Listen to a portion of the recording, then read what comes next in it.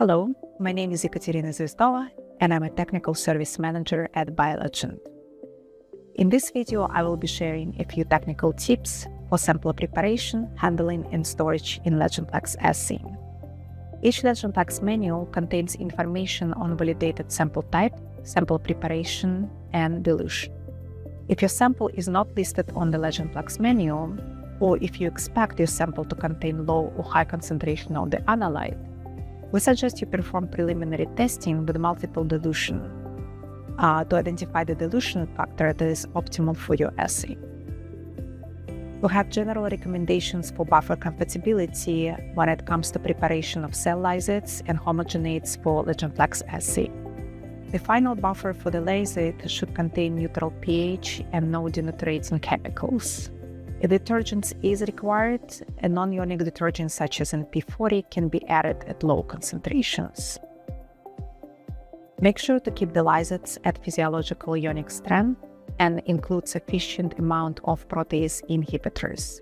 Samples should be centrifuged prior to storage and again before the use in the assay to ensure all particles and debris is removed.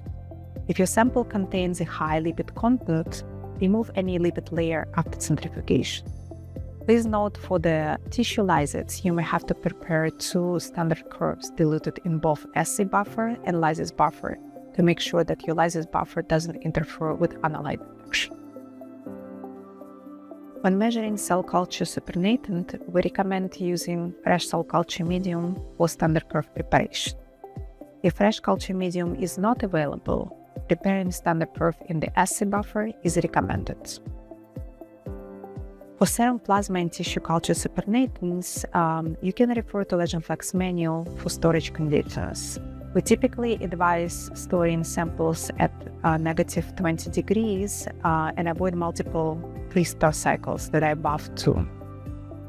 When using frozen samples, it is recommended that samples are thawed completely, mixed well, and centrifuged to remove any particles.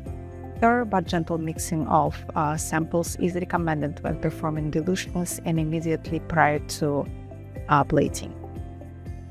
Pay close attention to sample types that are viscous or have been stored for a long time or have been frozen. They may require additional mixing.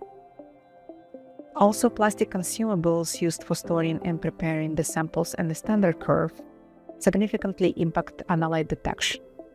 We suggest using low protein binding polypropylene plastic for sample preparation and standard preparation and storage. The use of immunoassays for the quantification of analytes in the samples such as serum and plasma can be challenging. Those sample types contain multiple components such as carbohydrates, phospholipids, and proteins that can interfere with the ability of the antibody to bind to its target. This phenomenon is typically known as matrix effect. The most obvious sign that you are dealing with a matrix effect is when you are observing low OD readings in your samples. However, note that low OD readings can be also attributed to the low concentration of the analyte in your samples. In order to understand if you are encountering the problem with the matrix effect, we suggest you perform spike and recovery assay. The easiest way to overcome matrix effect is to perform multiple dilutions of your samples. However, you need to make sure that your sample readings still fall into the linear range of the standard curve and that you are taking into account the dilution factor when performing the calculations. If you want to learn more about matrix effect in immunoassays, please refer to our technical blogs. I hope that the sample preparation tips will help you to get the most out of your LEGENDplex data. For any additional information, please visit our LEGENDplex webpage or contact technical support